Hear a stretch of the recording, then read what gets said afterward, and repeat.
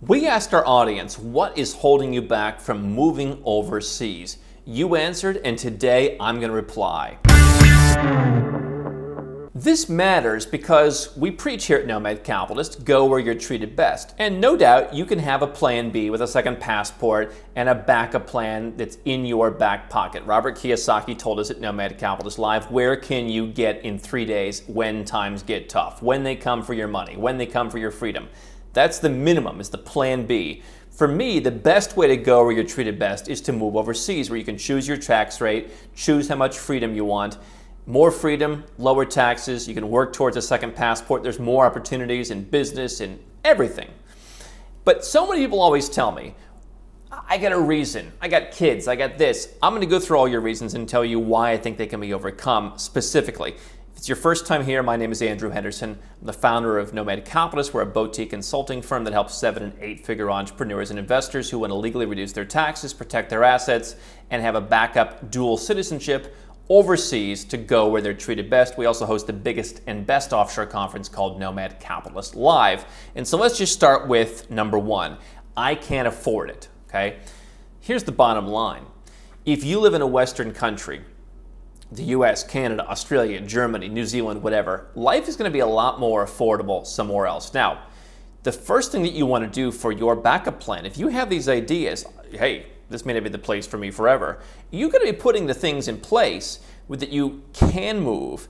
Because if you have a remote income, if you can take your job with you, if you can take your business with you, if you can keep managing your business, maybe you keep people at the business physically while you go and manage them from some other country, the way many people did during the pandemic. If you have that in place, then the issue of affordability really isn't a big issue, because if it costs you $5,000 a month to live in Canada, you can live in Mexico or Malaysia or Montenegro or a whole lot of other places for half, a third, a quarter if you really want to cut. I mean, it's going to be a lot cheaper. So all you need then is plane tickets, and you simply make your income portable. How do you do that? For some people, it's a matter of simply saving up money, and you can live off of those savings while you figure out the new business that you want to start online, the new venture that you want to do, or occasionally even a new job that you'll get in another country. I don't understand the I can't afford it. You buy plane tickets, you take your income with you. If you're not ready to do that, then you need to get that part ready so that you can be a nomad capitalist. Here's number two. I have little kids. There are little kids everywhere. There are schools everywhere. There are opportunities everywhere. And quite frankly, I think that if you're going to have kids, expose them to different languages, different cultures, different opportunities. Look at Kevin O'Leary, for example, from Shark Tank. Lived in different countries all over the world, gave him great skills, gave him great influence that most people in the US or Canada, where he's from and lives, wouldn't have. That's an advantage, not a disadvantage. Kids will figure it out. You can find opportunities for them, whether that's international schools, homeschooling, whatever. Little kids, or big kids for that matter, I never really understood that one. Number three, family and friends. This is obviously a big one. You have friends that you deal with, you have family that you want to see. What I've often found people do is if they want to move overseas, here's the thing, you've got to do what's best for you. I think so many people are sticking around because someone is shaming them into doing it. I got the best permission slip when I was a kid. When I was 12 years old, my father said, you got to go where you're treated best. We will take care of ourselves. You go where you're treated best. I meet family from time to time. I've inspired some people that I know to actually move overseas, buy second homes overseas. And so now I can go and spend time with them if I want to. But I have various people meet me throughout the course of the year. Now, if you meet your family literally every day, obviously it's going to be a bigger adjustment. I'm talking extended family. That's going to be a bigger adjustment than someone who, like a lot of us, would go, once a month. They'd make the drive up and see parents, grandparents, what have you, for dinner. That can be arranged. You can fly people in to see you. I've had friends who've flown 15 hours to come and see me for a birthday party. Last year for my birthday, I had people fly in from all over the place for a great dinner party. And obviously I've met friends all around the world that have added great context and great value to my life. Because if you have friends, you can find them wherever it is that you may go. And I think I've also maintained a lot of friendships in the United States where we continue to talk. Friendships that, in the United States where people move around all the time, I wasn't living in the same city as they were anyway. So I think family and friends can be dealt with. Another great reason, there is nowhere else to go. Obviously, this is a very defeatist approach. As a lifetime entrepreneur, I don't get this. There's nowhere to go. The world is over. Oh, woe is me. What do I do? I can't get into that. There's 252 countries and autonomous territories in the world. Lots of places to go. There's a map on social media recently that showed, here's the international community. When people get together, the U.S. gets together with Europe, and like the international community is strongly condemning this. It's the U.S., Canada, Europe, Japan, and like Australia, right? And like every other country is missing on this map. Those are the countries that are missing on that map that you are also missing on your map. There's nowhere else to go because you're in the United States saying I want more freedom, and you're looking at Australia. You need to be looking at places in Eastern Europe, Central America, elsewhere, right? There's a million places to go. I mean, there's just endless places to go. Next is I'm starting a business. So is that business online? Is that business remote? If I'm starting a brand new business today, again, I'm either going to make it so I can take it with me anywhere, which is the easiest way to go, because then I can sell to anybody, right? What we do here at Nomad Capitalist is, the United States has really seen a lot of demand in recent years for second passports. We've always had demand from Americans who want to lower their taxes. If some fluke happens and Joe Biden lowers U.S. tax rates to 3%, and everything becomes amazing in the U.S., I'm probably not going to have a lot of business from the U.S. But there will be somewhere else where they're going in the opposite direction, and so I can pivot. If your business is only in one country, that's a problem. So if you're starting a business and you're starting it in one country where you already have reservations about where you're watching Nomad Capitalist, maybe you don't want to tether your business to that country. Now, if you already have the business in that country, fine. Figure out who can run it. You go where you're treated best. You let the business be there. You're still going to pay some tax, but you can work some things out. But if you're starting a business, why would you start a business tethered to a country that you don't entirely trust, which is why you're watching me, and then not give yourself an escape plan? I just don't understand that. Make the business something that's not only portable, but it's international. Next one is, I share children with my ex 50-50. This is a pretty challenging one, in all honesty. Now, I've seen this where, hey, sometimes the ex is cool, and hey, they come down to Puerto Rico for 3 months a year, or they come down to Costa Rica for 3 months a year. We had a situation where a guy convinced his ex-wife to move with him. She also wanted to move, and he's like, listen, I'll pay the costs. Let me make it nice and easy on her, and she'd like to move down too, right? Because she also has some kind of remote job. So maybe just because you could do what he's doing, and you don't have to go together, but you could co-parent from within the same country. Maybe you could make some concessions to pick the same place. Maybe there's a situation where you can have your children for a certain period of time. I mean, these are logistics to be figured out. It certainly makes it more difficult, and obviously some exes are more vindictive than others. But there's perhaps something that you can work at least part-time. And here's what I will say: dip a toe in. That's better than doing nothing. So even if you could just go somewhere for 3 months and it's like, hey, you keep the kids for the summer, if that's the arrangement that you have, that's at least going to get you closer to where, when those kids are adults, you'll be a lot closer to going where you're treated best than you were if you just never would have taken a step. Next is, Netflix makes people think the world is dangerous. Well, it does. Listen, I've gotten out there and I can tell you, most of the times I've gotten food poisoning. Most of the times I've had a crime in my life. We're in the United States where I'm from. The only time I've had a real issue outside of the United States is in Managua, Nicaragua. Had a gun in my face. But you know what? You shouldn't be in Managua, Nicaragua. I learned the hard way. There's nothing in Central America's capital cities outside of Panama City and Mexico City, if you consider that part of Central America. So listen, you're not going to change your perception by sitting at home watching Netflix. If you want to keep that perception, that's great. Don't go where you're treated best. But if you want to, come on out, and I think you'll be perfectly fine. Next option, owning guns. There's some countries that allow gun ownership. No doubt that is something that is rather uniquely American, and in a handful of other countries. However, there's some places that I spend time where you can own guns. There may be a few more restrictions or regulations. I would also argue that, the United States is hardly one of the safest countries in the world. Why don't you move to a country where you don't have to protect yourself as much? Listen, if you want to have guns, fine, find a place that has guns. But why don't you move to a place where you don't have those same concerns? Why don't you move to a place where you're not constantly thinking that the government is going to become tyrannical and you're going to need to, like, I don't know what you're going to do, like if the U.S. becomes tyrannical? I mean, I think we've seen in the last couple of years people really frustrated with the government. You know, I'll leave it at that.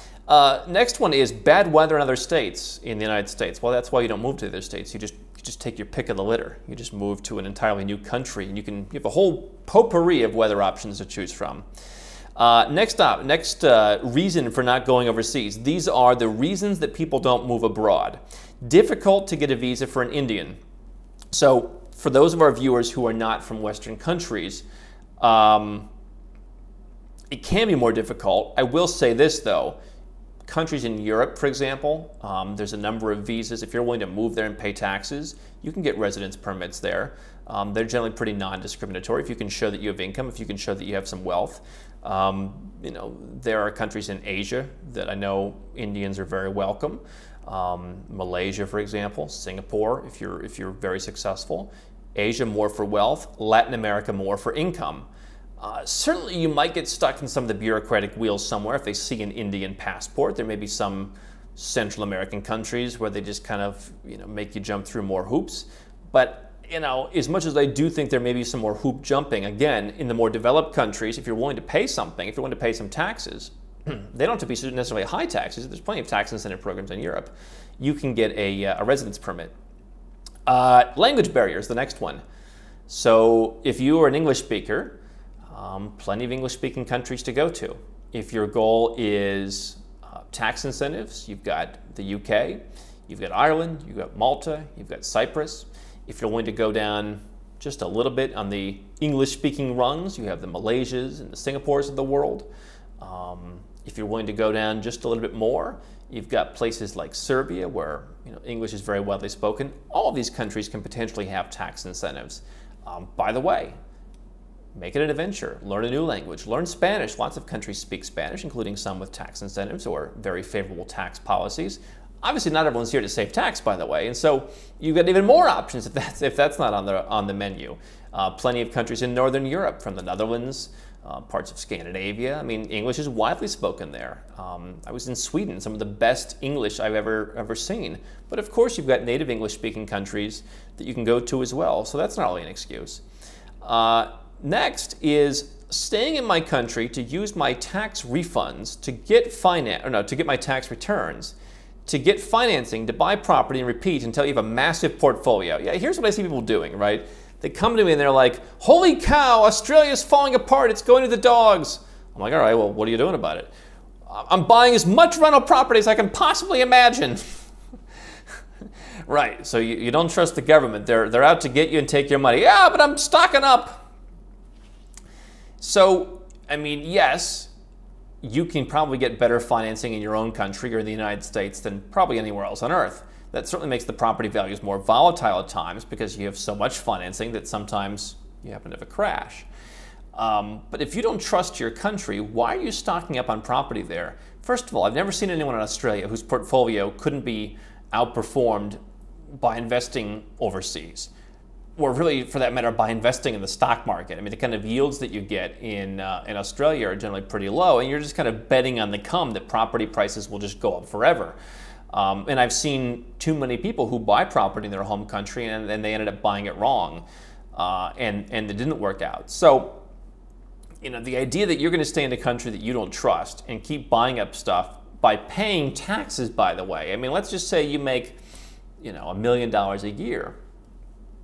If you're paying $400,000 in taxes, you know, maybe you could go somewhere where you could get a lot lower financing, but throw that extra 400 grand into the pot. I mean, cash talks, right? And so why are we focused on getting deeper and deeper into debt and building an empire and leverage when we could go somewhere else, take the highly taxed income or capital gains or passive income or whatever it is, and put that into our portfolio? I think eventually you'd come out better. And you know what you'd come out better is if you have concerns about your country, you'd come out better by having more peace of mind. I think that's valuable, which is why when a lot of people who feel uncomfortable in their country move overseas, they end up making more money. And they end up making more organic decisions where they stop doing things for tax deductions, stop doing things for financing. Next is I've got a job that will give me a pension later. So I don't know how big the pension is, but same thing. Can you go overseas? Can you do some kind of similar job? Can you be a consultant? Can you take the money you have saved and be an investor? And can you outperform that future pension? By the way, depending on the pension, is that pension going to be around? Is that pension going to be there for you? How is it going to be distributed? Is it going to be on their terms? I mean, there's so many questions about that, but depending on how old you are, maybe it'd be better taking what you have, taking your business, taking your job in this case overseas, and again, with all the lesser cost of living, the lesser taxes on your wealth, could you come up with more? Maybe. Afraid of loneliness is an issue, and that's an interesting one. Lots of communities around the world, because you know what? A lot of people who want to meet friends in places all over the world. So obviously, if you're afraid of loneliness, you probably want to go to a city. You want to go to a city where there's some expats. You don't want to go to Turkmenistan. You don't want to go to the middle of the jungle in Ecuador. You want to go somewhere where there are other people like yourself. And so you can figure out what doesn't make you feel lonely. If it's lots of English speakers, great. If it's great dating opportunities, that works for some people. What is it that makes you lonely? What is it that solves that loneliness? Find a place that does that. And, again, if you're not lonely now, great. A lot of people, I think, in their own countries are somewhat lonely. And so, I mean, going overseas won't necessarily solve the loneliness, but I think perhaps it gives you a motivation to go out and meet new people because you're in this kind of new place and you have kind of a new lease on life and you want to use that. Next issue is racism and Islamophobia. I don't know if that's the person is racist or what, but listen, don't go to a Muslim country. I can say that there are Muslim countries that are very strict and there are some that aren't very strict where people are like, listen, you do you and we'll do us and we respect you doing what you want to do. And you have countries, Malaysia, I think Istanbul in Turkey, lots of countries like that. Pets, I have pets. There's pets everywhere too. You can ship your pet. In many cases, you can take them in the airplane cabin with you. If you want the extra expense of just having a totally seamless experience, you can fly private depending on how far you're going. Take the pet in with you. Otherwise, maybe the pet goes under the seat. If you're flying in United, the pet goes in the overhead storage component. Maybe the pet has to be shipped, but the pet's going to get there, and the pet's on an adventure with you. And, to me, to say, I'm going to pay a boatload of money in taxes, I'm going to suffer a reduction in my freedom, I'm going to be in a country that I don't want to because my pet can't take a 12-hour flight. Heck, there's some places you could drive to. I mean, if you're in parts of the United States, you can drive into Mexico. People do that.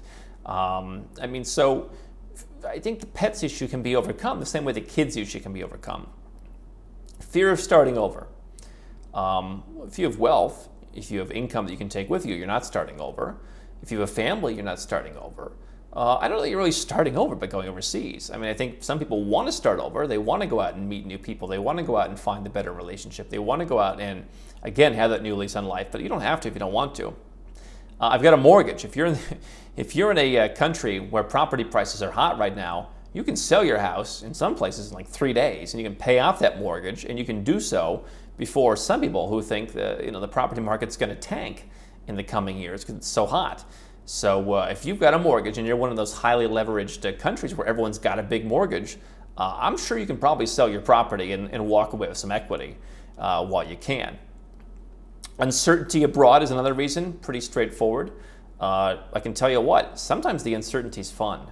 And sometimes as the uncertainty wears off, as in any kind of relationship, it becomes less interesting. And so I would embrace the uncertainty and enjoy the uncertainty because I think that's an interesting part of the development that will help you. And it's an adventure. But certainly, the uncertain becomes the certain relatively quickly, especially if you're going to find one place to start. I think that you'll create certainty pretty quickly. You can make friends to help you do that. I think it all works. Exit tax is a reason why I can't move overseas. There's an exit tax. This is where you have unrealized capital gains. Maybe it's the value of a business. Maybe it is cryptocurrency where you bought in for 10 grand and now it's $1 million. They're going to tax you, not in every country, but in many when you leave. Here's my position. If you believe your assets are going down in value, then maybe you hang out. By the way, in some countries, you can actually move back in the future and unwind that if you provide them with proper security when you're leaving. And so maybe you can play it both ways. Do it legally, of course. But if you think your assets are going up in value, here's the deal. You might as well get out and bite the bullet while you can, pay some level of exit tax before your assets double or triple or 100x or whatever it is again. And I think people sit around like, are you rooting for your assets to go down in value? Are you rooting for your business to become less valuable? Get some proper tax planning. Figure out how you can legally reduce that amount to whatever extent possible, if at all.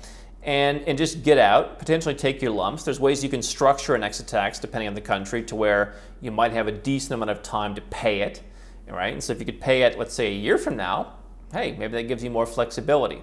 So obviously there's many different situations with the exit tax, but for most people, the exit tax is only going to get bigger. Why not get out and put that money to work for you? Because once you get out, everything from there on up, you can choose your tax rate. Medical coverage for retired folks was interesting. Was at a hospital recently where they've done, I don't know if it's the most in the country or the most in the world, they've done the most kidney transplants of any private hospital, Prince Court Hospital in Malaysia. And the quality of care, the cost of care, dramatically cheaper than anything you'd find in the Western world. I mean, what people are paying just for a Medicare supplement in the United States, you could get great health insurance or even pay out of pocket for a lot of stuff in other countries.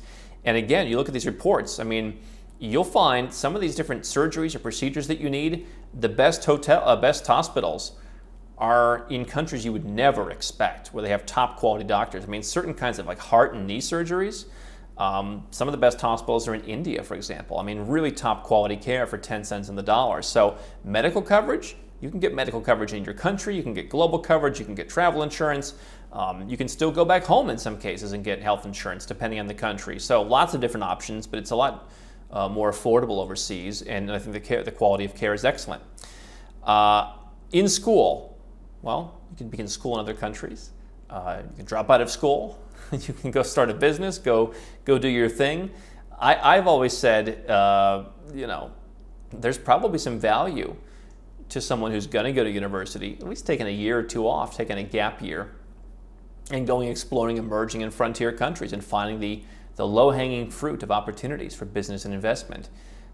If you go places that other people aren't willing to go, you can create amazing businesses. And I've worked with folks who've gone to some far-flung countries and created amazing businesses that are like so simple back home, but so needed in those countries. And so if you're in school, if nothing else, you'll eventually finish school and then you can go. Spouse doesn't want to move. Yeah, this is definitely one that gets in the way. At Nomad Capitalist Live last year, one of our team members was recounting a story of someone, and they said, you know, maybe this guy just needs a new girlfriend. And so obviously if you're married, that's a harder thing to do, and you probably don't want to do that. But I look at like, you know, if you want to go where you're treated best, if you like the idea of living somewhere else, you've got to find a way to make that happen in your life. I found that a lot of spouses, they'll say, all right, fine, we'll go to Spain. And if you can get them to Spain, then maybe you can get them to go next door to Portugal, and then you've got something to work with. So maybe you don't have as many options if your spouse doesn't want to move.